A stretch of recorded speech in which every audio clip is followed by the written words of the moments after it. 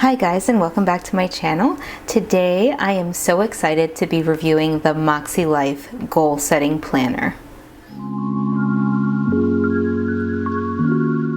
This is one of my last reviews of a goal setting planner in 2021. I have been waiting for the release of the Makse Life Goal Setting and Weekly Planner. This planner officially released on November 17th. I was able to have access to the website one day early on November 16th by signing up for their email list. I placed my order on November 16th. It was shipped out to me on November 20th and it arrived on my doorstep today, November 24th, so 4 days later via UPS. I purchased the 12-month goal setting and weekly planner, the vertical kind. They do have a vertical and a horizontal, and it retails for $76 US.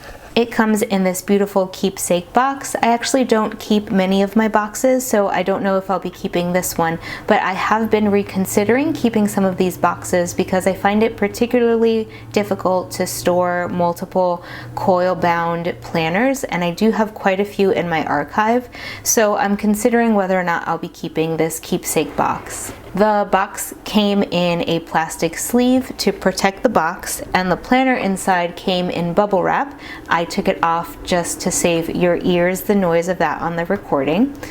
There are 4 cover options for 2022. There are 2 artist covers. One of them is black, white, and red, kind of a celebration of imperfection. Another one is a floral color. This is the chevron color, and they also have one that looks a little bit like almost like a surfboard, wood and striped cover. This guy is pretty chunky, as you can see. The planner measures 7 by 9 inches. It has 324 pages, and the paper inside is 120 GSM bright white paper. You can see that it has an O-ring binding. It's kind of like a dull, subdued copper color, and it also has a band to hold it closed and keep it together. All of the planners have some splash of red, all of the covers do, and on the back of each of the planners there is a red nameplate that says Makse Life Goal Setting and Weekly Planner. The cover is a very hard cardstock, very sturdy. The first page has Makse Life Goal Setting and Weekly Planner 2022, as well as a place for your name, your phone, and your email address. That is followed by a letter from Sierra. She is the founder and CEO of the Makse Life company, so she has a letter to start the planner here in the front page. Then you have several tabs. It starts with a goal setting tab. All of the tabs, at least in my planner, are a very subdued green color, and there are 14 tabs in total, 1 for each month and 1 at the beginning for goal setting and 1 at the end for extras. Getting into the goal setting pages, it has a small guide for you to get started. It also discusses the weekly and daily features of the planner. So it has weekly pages. There's weekly notes pages, which is a space that you can fully customize. They give you some options on what you can do for those weekly notes pages. Things like lists, notes, journaling, weekly highlights, budgeting, a brain dump. There are weekly tips that include weekly goal setting strategies. There's a little gratitude heart, and that is to encourage you to practice gratitude and some of the information about why gratitude is important and relevant to your well-being. And then there are also habit trackers throughout, so they explain here at the bottom what the habit trackers are about. They explain a little bit about how their system has evolved over time, and then they break it down into a 5-step system. The first step is the compass assessment, which is about understanding your starting point, and it will help you understand a little bit about how far you have left to go, or it has a good baseline assessment is always important for understanding the delta between where you are now and where you want to be. That's in my own words, but that is what they're explaining in terms of the compass assessment. Then step 2 is to set intentions. Intent creates action, and action creates change. So that's the second step in their system. The third step is to set your annual goals and your visions. So the importance of setting long-term goals and setting a roadmap for your year. Step 4 is to go into your monthly and weekly actions, and there's a discussion about how incremental shifts lead to significant changes in your life. And then finally the last step, step 5, monthly reflections and quarterly review. Reflections create opportunities to help you learn about your strengths and your weaknesses. That rolls right into this life compass assessment, and they explain here that the assessment is an important tool to allow you to increase your self-awareness, recognize where there's opportunities for growth or change, set meaningful goals anchored within your values and your purpose, and also to track progress throughout the year. So it breaks it down to start with establishing a starting point, evaluate your life, embrace change, and then how to get started. And it gives you a step-by-step process on how to rate yourself, which is what they're going to ask you to do in the following pages. On the opposite side of that, there's a life compass where they break up different life domains. Then you're also told to be ready to score yourself in each of these life domains. The next section is the assessment scoring, and they've broken down individual questions for you to ask yourself in each of these life areas. So for example, in personal, you're asked to give yourself a score. So you're asked to score yourself on these specific items. So in personal, for example, the first item is my basic needs are taken care of. I generally feel happy and fulfilled. I have a positive attitude and outlook in life. And you score yourself on each one of these items on a scale of 1 to 10. And what you're asked to do is give yourself a score from 1 to 10 and then divide that number by 8, and that gives you your average score within each life area. So it goes through those individual items in each of the 8 areas, those being personal, fun and recreation, work and learning, family and relationships, health and wellness, spiritual and personal growth, financial and physical environment. I really like this life area, physical environment. This page focuses on intentions. It starts with some questions, including what should you be doing more of? What could you be doing less of? What are some habits that you want to develop? What are some things that you'll let go? What are some things that you'll embrace? And then here you have a section for your word of the year for 2022, then a section for what this word means to you. The opposite page focuses on setting goals, an area about committing to goals, and then the importance of reviewing goals and how this planner is set up to systematically review your goals over time. And the bottom has a section about when to remove goals. There's some information on how you should structure your goals and how you want to write them. If you want to write them in the affirmative, they should be measurable and specific, and some additional guidance on how to write those specific goals. On the opposite side of that page, they discuss how they classify their 3 types of goals. And these are stretch goals. So these are dreams, wishes, or desires. Stretch goals may be exciting and thrilling. They suggest you have no more than 1 to 3 a year. Then there's progress goals. It says these goals often answer the questions, where do I want to go? How do I want to feel? Who do I want to be? What do I want to experience? So those are progress goals. And then finally, there's discussion of the maintenance goals. And these are goals that maintain what's good or working in your life. There's some more information on goal setting, how to set your annual goals. And there is a 5-step process here toward your long-term vision. They also have a 5-step process for your monthly goals. It says a chunk down and a check in on your annual goals. On the opposite page, there's a review of your weekly goals. Again, another 5-step process focusing on actions, tasks, and habits that will help you achieve your monthly goals. And then there's also monthly reflection questions, things like what are my wins, what worked, what didn't work, what lessons did I learn, and what adjustments do I need to make moving forward. Finally, they give some suggestions on things that people might be working on or some specific goals that individuals might have in these life areas. So it gives some examples of work and learning. It could be parenting, it could be fulfillment or curiosity.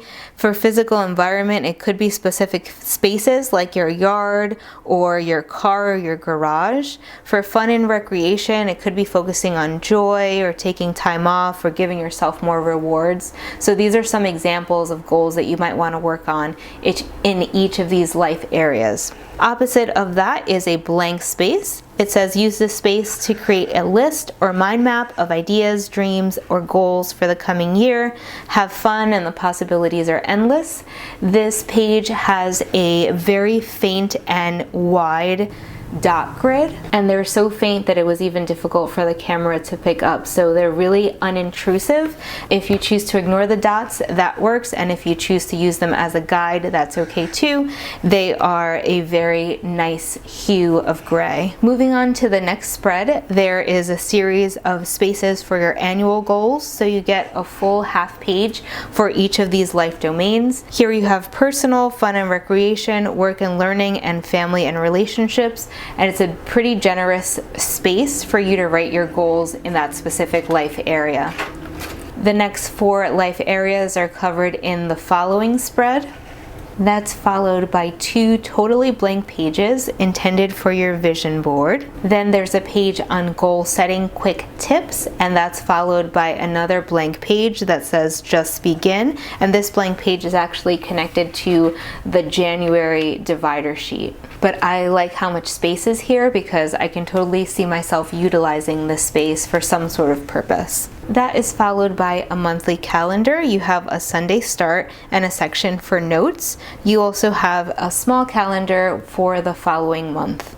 The month name is really unintrusive, and you have a good amount of space on the other side if you choose to decorate or you want to put something else within that space. And then there's some quotes on the right hand side. That's followed by your January goals, and this is a review of the specific goals that you have for January in each of the 8 life domains. After that, you have another dot grid page. It is also in that faint gray color. At the bottom here, you have a small planning tip. This one focuses on the importance of planning ahead. And now you have your weekly actions also in those 8 life areas, starting with personal and ending in your physical environment. And this is meant to highlight the specific weekly actions that you're going to be taking in each of these life areas. Finally, there's a full weekly spread. So that spread starts on Monday and ends on Sunday. You have a habit tracker on the right-hand side that covers 7 weekly habits, and you also have several lines for notes or anything else that you want to use the lines for on the far right hand side. The columns are 1.5 inches wide, and they are divided into 2 spaces. There's a long space on top and a smaller space on the bottom. The smaller space has 5 lines and a little heart at the very bottom, encouraging you to write a small piece of gratitude at the bottom of each daily column. This planner is the vertical planner. They also offer a horizontal planner that has pretty much the same structure with the exception of the different weekly overviews. And this is one of my favorite parts of the planner. You have all of this extra space to reflect or think about the week moving forward, the week that's upcoming, because after each 2-page weekly spread, you have a blank dot grid paper, and you also have a place for you to write your intentions for the following week. So you have lots of extra planning space. This is one of the features that really differentiates this planner from your conventional weekly planners. When you get to the end of the month, you're going to have a slight change. So this is the very last week of January. That's followed by this page of monthly reflections, where you are asked a series of questions, including highlights for your biggest wins, things that you learned this month, things that you're grateful for, things that you want to pay more attention to or nurture in the following month. So you have a place to pause and reflect on the following month. And for January, you also have a relatively blank page in that tab sheet, but you have a small quote at the very bottom. I do think this is really useful space to have because you can use the space for a variety of things when you're planning between months. That is followed by the second month. You're going to again get a 2-page monthly goal spread. That's going to be followed by the dot grid page and the weekly action overview, and that's going to continue from week to week and month to month. You get a little something different at the end of each quarter. Opposite of your monthly reflection page, you have a quarterly compass review. It's a 3-step review process when you're asked to rate your satisfaction in each of these areas, again, on a scale of 1 to 10. You're to look at your scores to see if they increased or decreased or stayed the same. You're asked to consider what personal actions you think contributed the most to these results, as well as a review of how you've been feeling over the past 90 days. Because this is an extra sheet that you don't get every month, you do have an additional lined page before you start the first month of the next quarter. At the end of your December monthly reflection and your quarterly compass review, you have that lined page that you get after each of the quarterly reviews, and then you have an additional section that's labeled extras, and it has one of those blank divider pages with a small quote here at the bottom. In this extras section, you have a 2022 and a 2023 overview, and that's followed by 9 lined pages at the very end. After those lined pages, you do have a folder here in the back, and that folder is actually double-sided, so you have a folder in the front and a folder in the back. The very last page of the planner is a sticker sheet. They are matte stickers. I just got this planner and I noticed that I am missing 1 sticker, but I love how opposite of that it says, do it imperfectly, give yourself grace, trust the process. So even though I'm missing a sticker and it's a little bit imperfect, totally fine. We're just gonna roll with it. It doesn't take away from the utility of this page, and you have stickers that are in the same color scheme as the life areas that we focus on throughout the planner. And just in case you needed an additional pocket in the back, you also have a fairly thick pocket. Mine has a diagonal design on it, and I wonder if that's because I have the chevron cover. I'm not sure if other designs have a different pattern in this back file. I struggled a little bit with closing this planner given how big it is or how thick it is and the O-ring binder, but it wasn't too bad. I really like the experience of being able to turn a planner in on itself, so I do enjoy having the coils for that purpose. Last but not least, I'm going to do a quick pen test using the notes section in the back of this planner, and we'll see how this paper holds up to some of my favorite pens.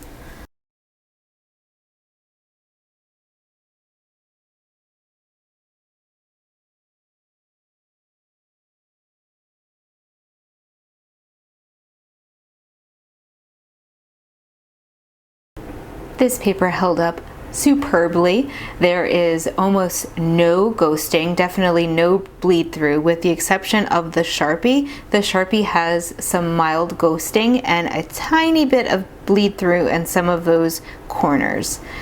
So some of my general first impressions on this planner.